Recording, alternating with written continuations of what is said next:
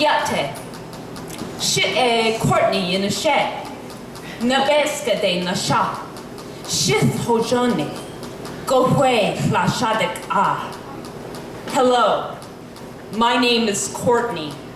I'm from Nebraska. It is beautiful with me, which means I'm doing well. Go get me some coffee. These are the only phrases I remember from Navajo class in college.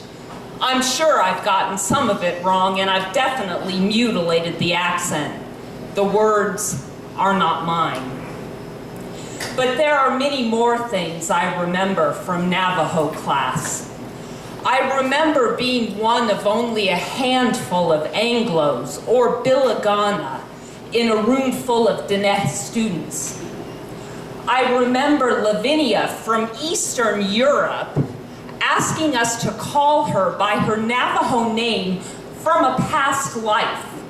Nashtanka, she said, as I shrank in embarrassment and horror, as if these people hadn't had enough claimed already.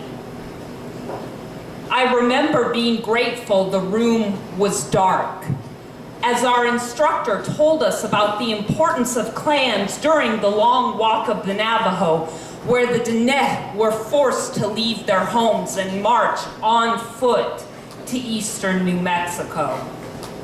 I remember how the Navajo language has no cuss words. The worst thing you can call someone is a ghost. I can think of much worse names to call European conquerors.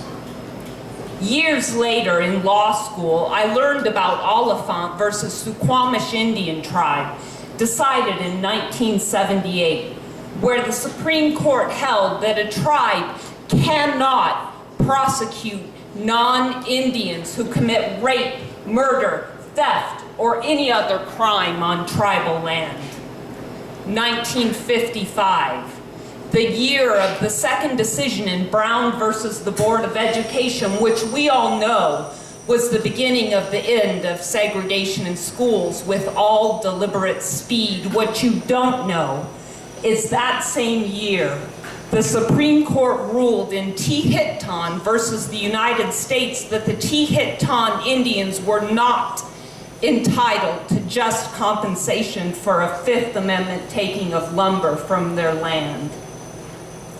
When I tell people I specialized in Native American law school, they inevitably say, "Oh, are you part?" As if I'm required to have indigenous blood to give a shit about genocide on American soil.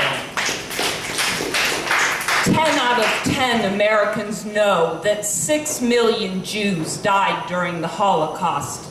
I bet that not even 1 in 10 knows that Hitler closely studied the concentration camps the Navajo were forced to live in.